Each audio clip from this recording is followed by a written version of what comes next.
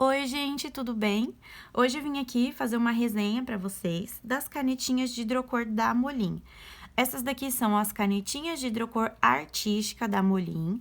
Vem 48 cores e elas vêm numa maleta, só que a maleta eu não tenho mais.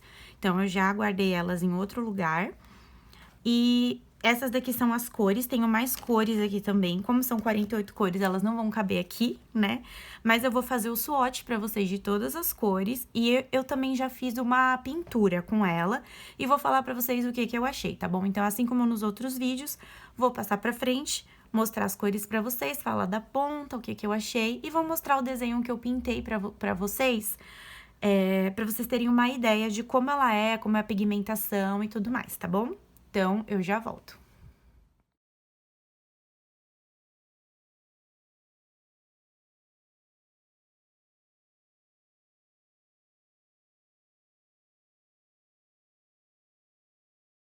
Bom, gente, temos aqui o swatch de todas as 48 cores dessa canetinha da Molin.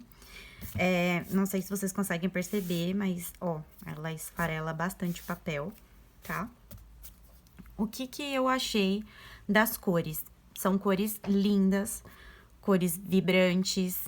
É uma canetinha que ela diz que ela é atóxica, que a ponta é resistente, que ela tem uma trava na ponta, né, pra ponta não afundar. E fala que ela é uma canetinha de hidrocor artística. Então, o que a gente entende é que a gente consegue pintar com ela, certo? Certo. Qual o ponto positivo dessas canetinhas pra mim? Você consegue usar a ponta pra fazer uma textura mais fina, como você consegue fazer uma pontinha com um pouco mais média, grossa, né?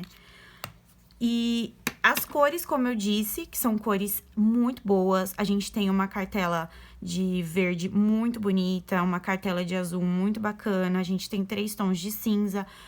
Na verdade, 4, porque esse aqui, por mais que seja um cinza, é um cinza azulado, né?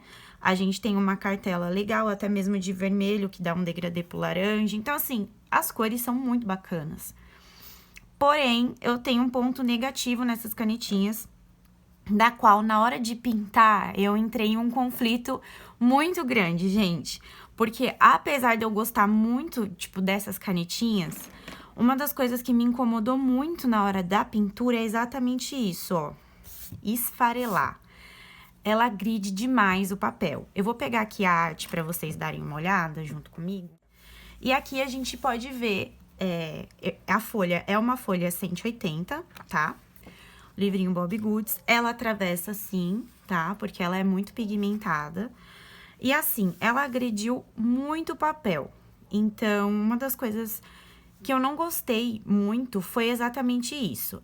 Eu percebi que a ponta, como ela é uma canetinha que tá nova, pode ser que ela fique com a ponta mais macia. Preciso pintar mais com ela pra eu poder falar que a ponta dela é uma ponta dura. Assim, de primeiro momento, é uma ponta dura, da qual, em algumas cores, a ponta tá macia, e em algumas outras, a ponta tá mais dura. É muito estranho isso.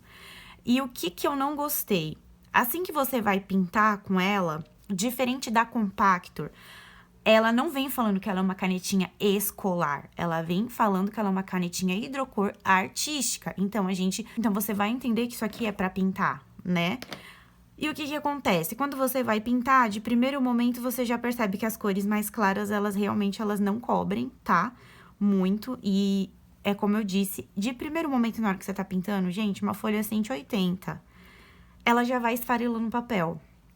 Diferente da Compactor, né? Vamos comparar a questão de valores aqui. Por exemplo, a Compactor de 48 cores tá custando R$70. A Molin, de 48 cores, ela tá saindo R$123 na Calunga. Eu acabei de verificar para poder passar essa informação para vocês. E assim, em questão de acabamento, eu ainda vou preferir a Compactor, porque a Compactor não vai esfarelar tanto o meu papel desse jeito. E ela dá uma cobertura um pouco melhor. A da Molin, apesar dela ter cores lindas, eu senti falta da cobertura dela. Eu senti falta de maciez na ponta, sabe? E que nem aqui, lembrar que ela diz que ela é uma canetinha de hidrocor artística. Eu não tô esperando que ela seja uma canetinha à base de álcool que vai cobrir tudo, mas eu espero que ela me dê um pouco mais de acabamento na hora da pintura. E eu achei que ela marcou muito, mas o que me deixou mais assim mesmo não foi nem o fato dela marcar, porque isso a gente releva, entendeu? Foi mais a questão de você, de primeiro momento, que você já tá pintando, assim que você passa a segunda vez a mão assim, ó, ela já esfarela o papel. E isso foi uma coisa que me incomodou muito, porque agrediu demais o papel. Então, assim, gente, a pintura, se você passa a mão aqui, eu sinto toda a textura do papel, sabe? Eu tentei fazer pontilhismo pra ajudar na questão de sombra, porque a sombra tava deixando o papel muito esfarelado, então eu fiz o pontilhismo pra dar uma arrumada. A questão da madeira, eu gostei muito, eu achei que ficou muito legal fazer a madeira. O tom de verde, gente, esses tons de verde são lindos, eu amei. Mas realmente o que me decepcionou só foi a questão de você pôr a caneta e já começar a pintar e ela já começar a esfarelar. E aí a ponta fica toda suja do farelo do papel e quando você vai passar em outro lugar, se você não limpar a pontinha, ela vai manchar o outro lado do desenho. A outra cor que você vai passar, entendeu?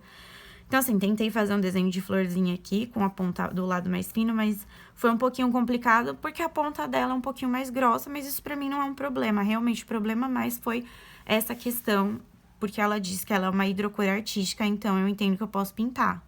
Só que ela não aceitou, ó. Ela manchou bastante, agrediu o papel. Tem alguns tons que você vê mais uniforme, que nem o amarelo, ficou mais uniforme. O pink ficou mais uniforme, o roxo, são cores que ficaram mais uniformes, mas os tons mais claros realmente não. Gostei bastante dos tons de verde, como eu disse, aqui eu tentei fazer uma madeira verde, né? E eu gostei bastante. Você consegue fazer... Tem bastante tom de transição, isso é muito bacana, mas o que ela deixa a desejar é mais essa questão. No geral, gente, eu dou pra essa canetinha uma nota 7,5, porque ela não é ruim. Só que eu acho que pelo preço que ela tá, a entrega dela deveria ser um pouco melhor, entendeu? Porque, como eu disse, a Compactor, ela custa o valor de R$70 e de 48 cores. E a entrega dela é muito melhor que essa, né? E o acabamento também. Então, assim, a única coisa que eu achei só é realmente essa questão de acabamento. Mas as cores são lindas. Então, eu dou aí um 7,5, porque ficou a desejar nesse ponto. Então, é isso, gente. Eu espero que vocês tenham gostado da resenha. Eu não tô sendo chata, tá? Assim, nessa questão. É que realmente eu não acho certo a gente vir aqui quando a gente não acha que algo é 100% bom e não falar a verdade. Até porque muita gente tá investindo em canetinhas pra fazer a pintura do Bobbie Goods. E eu queria falar a verdade pra vocês, porque assim, enquanto eu pintava, eu ficava, esse aqui tá legal, mas esse aqui não tá. E agora, o que que eu falo pro pessoal? Será que ela tá 100%, essa canetinha? Será que ela não tá? E assim, eu fui pintando com maior cuidado, como eu pinto com as outras canetinhas. Tentei até fazer umas texturas e tal, mas realmente eu achei só que essa questão do acabamento que ela dá, de judiar da folha, é demais, assim. E pelo valor que ela custa... Então, eu acho que ela deveria ser um valor menor pela entrega da qualidade que ela tem, entendeu? Não é uma canetinha ruim, mas não é uma canetinha tão boa quanto a Compactor. Vamos colocar assim em comparação ela com a Compactor, porque elas têm quase a mesma proposta. Mas é isso, gente. Fiquem com Deus, não esquece de curtir o vídeo, não esquece de compartilhar, de comentar, tá bom? E até o próximo vídeo e tchau, tchau!